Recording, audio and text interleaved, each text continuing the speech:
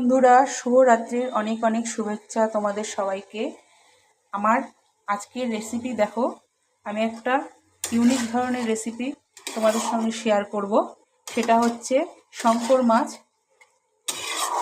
রান্না করছি, কষা কষা করে শঙ্কর মাছ রান্না করছি। দেখো শঙ্কর মাছটা আমি কীভাবে করছি প্রথম থেকে তোমাদের দেখানো হয়নি, আমার করা হয়ে গেছে বেশিরভাগটাই, কেন মা বসে আছে, মা খাবে, মাকে খেতে দেবো, রাত্রি হয়ে গেছে, ওর জন্য আর পুরোটা দেখানো হয়নি।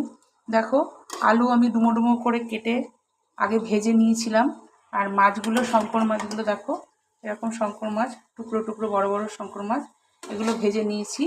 এবার মশলাটাকে কষিয়েছি সমানে, কষিয়ে তারপরে আলু আর শঙ্কর মাছটা দিয়ে ভালো করে এবার এখন আমি কষাচ্ছি। মশলাতে দিয়েছি পেঁয়াজ, আদা, রসুন আর তোমার তেজপাতা দিয়েছি দুটো, আর গরম মশলা সব দিয়ে একবারে মশলাটাকে কষিয়ে নিয়েছি। কষিয়ে নিয়ে এবার শঙ্কর মাছ আলু দিয়ে ভালো করে মশলাটাকে কষাচ্ছি, মশলার সাথে একবারে ভালো করে কষিয়ে নিচ্ছি শঙ্কর মাছ আলুটা। তারপরে আমি জল দেবো। দেখো তোমরা কে কে খাও শঙ্কর মাছ সেটা আমাকে কমেন্টে জানাবে, কার কার ভালো লাগে সেটাও কমেন্টে জানাবে।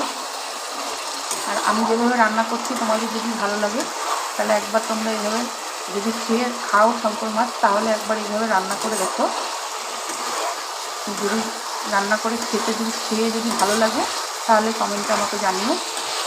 দেখো এরকম আমার কষানো হয়ে গেছে, প্রায় অলরেডি তেল ছেড়ে দিয়েছে। এবার আমি জল দিয়ে দেবো মাছটার মধ্যে, জল দিয়ে দিলাম, বেশি জল দেবো না, মাখা মাখা হবে, পুরো মাংসের মতন খেতে লাগে মাছটা।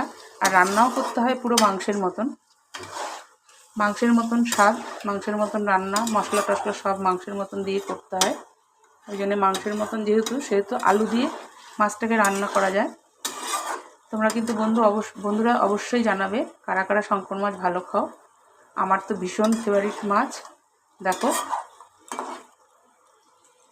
তোমরা দেখে বলবে আমার ভিডিওটা কেমন লাগলো।